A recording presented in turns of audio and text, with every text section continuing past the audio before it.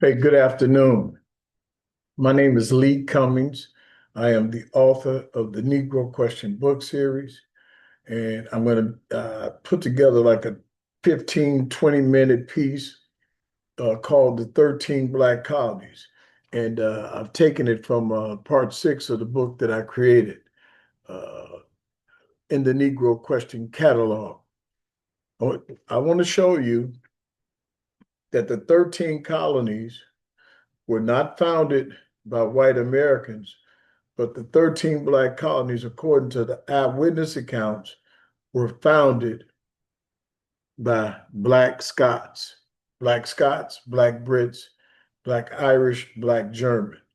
And I'm going to leave here for a moment and I'm going to try another screen share. I'm going to open this up in part seven of my book called The Swarthy Memoirs. We'll go to the Swarthy Memoirs and we're going to get an eyewitness description of the Black Scots. And we're going to see what did they look like, not based on how I feel, but what did the Scots look like according to the eyewitness in that generation. Now, there was a book that was written, I think it was the year 1695.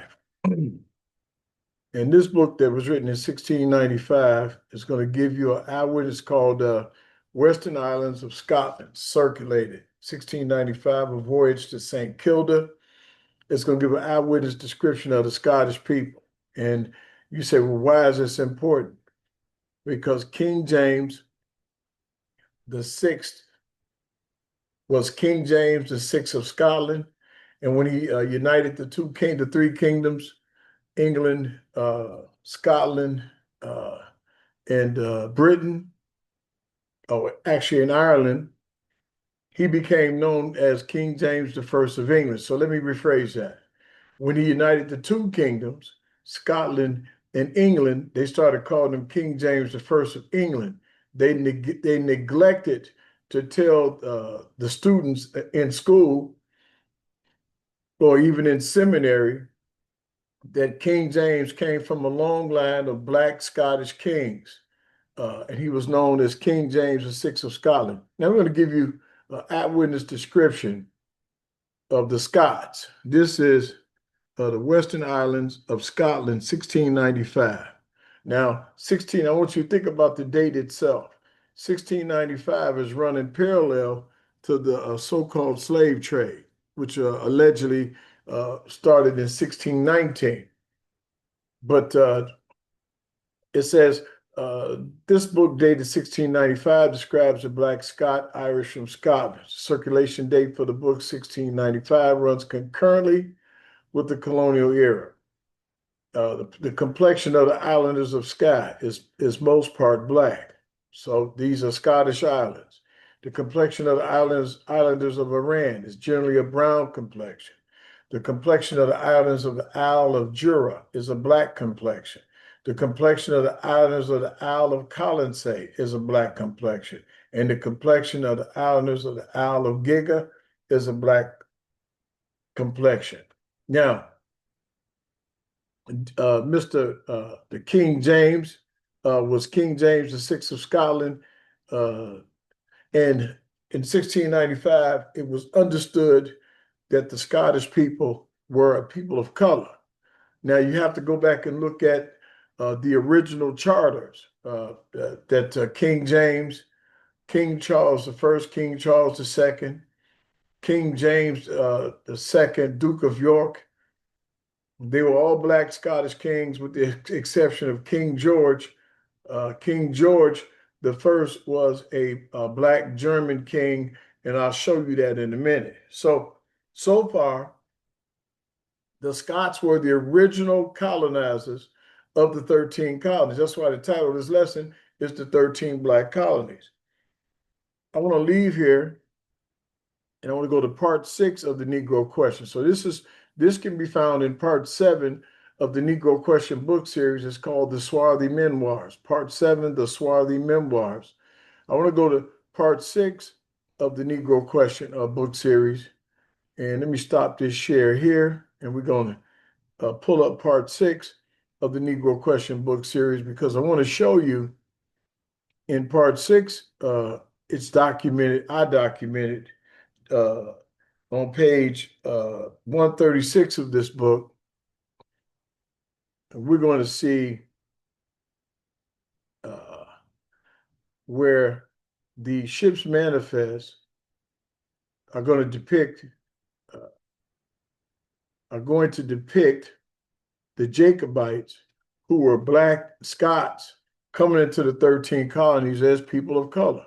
And it would behoove you to challenge your professors and your high school teachers concerning this information. Take it back to them. Now, look, this is the ship's manifest of the veterans, 1745, the Jacobite prison ship manifest. It gives an eyewitness description of the Black Scottish noblemen as they're going onto these ships. So we were taught that when England emptied out its prisons, it was the derelicts, the drunks, the rapists, the murderers, and all the lowest of the low in England. But guess what we found out? When you go back and look at this ship's manifest, one of the few ships manifests available to us in our generation, it gives an eyewitness description of these Jacobites. And these Jacobites, who are Hebrews, are Black men. Look at the first name on the list: Robert Adam, brown smooth face; William Bell, black curled hair; Doug Campbell, brown complexion; Alexander Catanach, black and ruddy; Doug Campbell, brown and ruddy; Alexander Campbell, brown pot pitted; John Campbell, brown and swarthy. All of these men, Andrew Edwards, black and strong; John Gordon, black, well made; Alexander, black. The list goes on and on. John Kennedy, the original Kennedys, black; George Keefe, black; William McLean, black and ruddy. Now, this is the ship's manifest, and it's given an eyewitness description of these men, these Black Scottish noblemen, as they are accessing, or as they're being put on these prison ships. Here's another page I got for you. I think this is page 139. 139, Angus McIntosh, 26, black; Peter McIntosh, 34, brown; James McPherson, black; Alexander McLeod, brown; Charles Morgan, brown; McGillis, black; McDougall, black; McDonald, like, Ronald McDonald or McDonald's, they were black. Marnock, 26, brown skin; and Nicole, brown; Nielsen or Nelson, James Nelson, swarthy black; James Lackey, black; George Bain, swarthy black; John Stewart. John Stewart is significant because he is descended from King Stewart. So these were the Stewarts. He was brown-skinned, 18-year-old. And what you'll start noticing from the ship's manifest, they sent the young and the strong into the colonies. The Jacobites, anybody that has any understanding knows that, I think it's in the 49th chapter of Isaiah, I could be wrong, but the book says, one shall surname himself after Jacob, one shall surname himself after the Lord, and one shall surname himself after Israel. So King James them called themselves Jacobites. And we'll get into that when I do part 2 to this.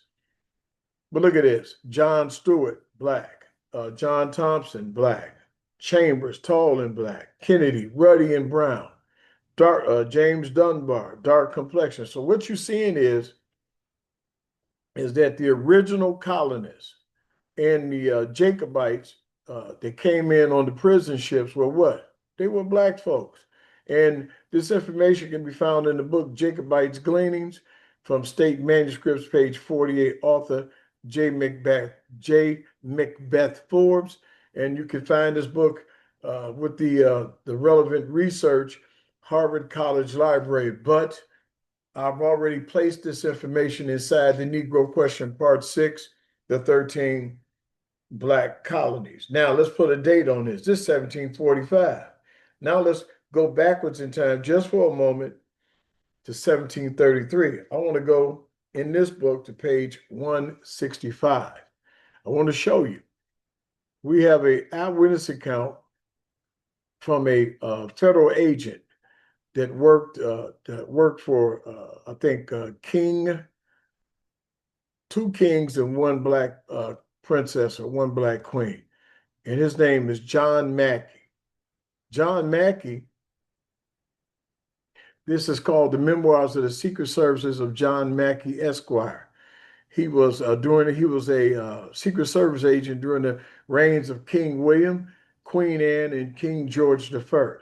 There's a date for this publication, 1733, which means the slave trade in the southern states was still going on because it didn't end for another 143 years, 1865. Now, this is a government document from that timeline, that time frame.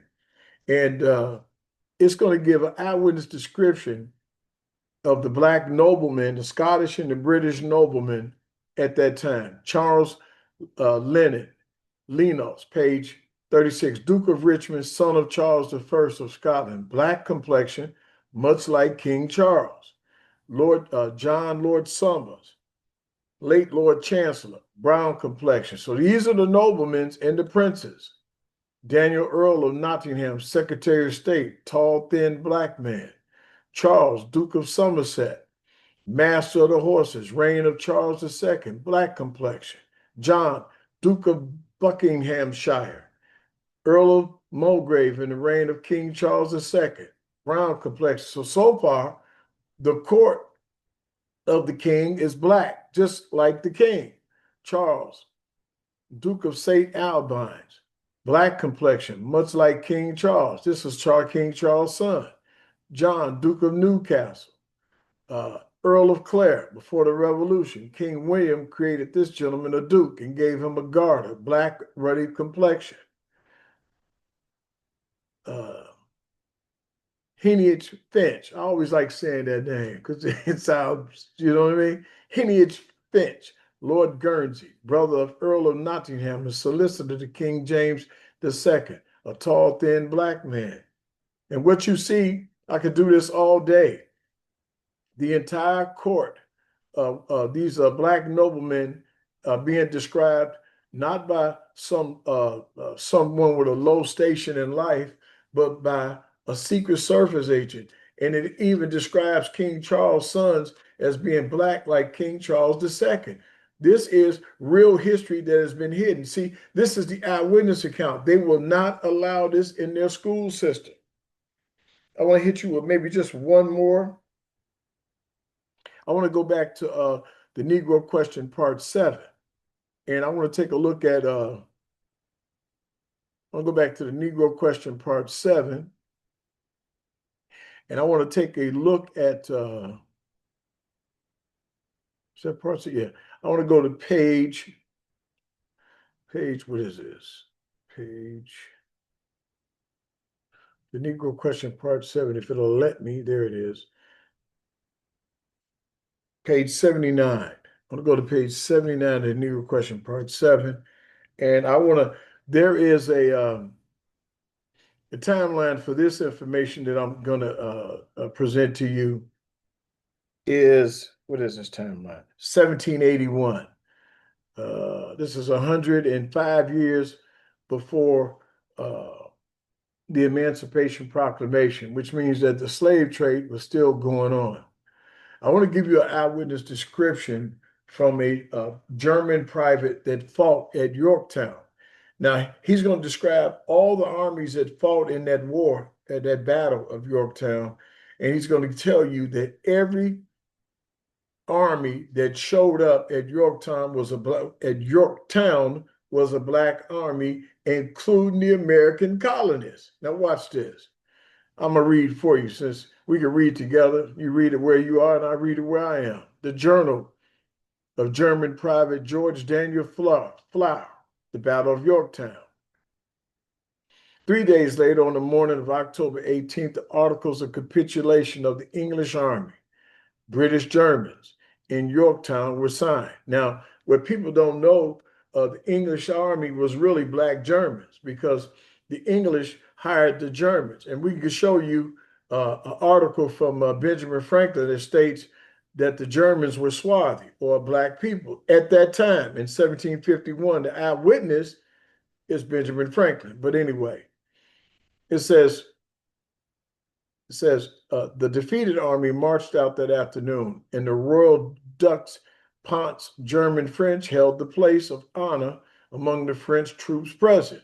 Afterward, the troops were freed to inspect the damage they had inflicted. Flora was horrified. Everywhere dead bodies lay around unburied. They were mourning, which is black. Mourn comes from the word more, which means black. So when he went down to examine the bodies, when he's at Yorktown, they lay all on the battlefield, and the colonists fought there too, and they were black. This is part one. This is part one of a series that I'm about to put on TikTok. But this proves that the armies, no, this proves that the 13 colonies were founded by the Black Scots. The history that's being taught in the United States is all a lie. And for some inexplicable reason, the only history that we seem to get in this country is a history that's not supported by artifacts or eyewitness accounts. Now, you can find my book series, the Negro Question, at the Negro Question bookstore.ecwit.com, or you can just simplify it and go through the negroquestion.com, amazon.com. I promise you, it's a life-changing experience. See you around. I'll see you when I do part two. Part two, we're going to show you that the slave masters in the South were indeed black slave masters, the black French, the black Spanish, the black Portuguese, and the black Dutch. And we have eyewitness accounts to that as well. God bless you. Have a good day.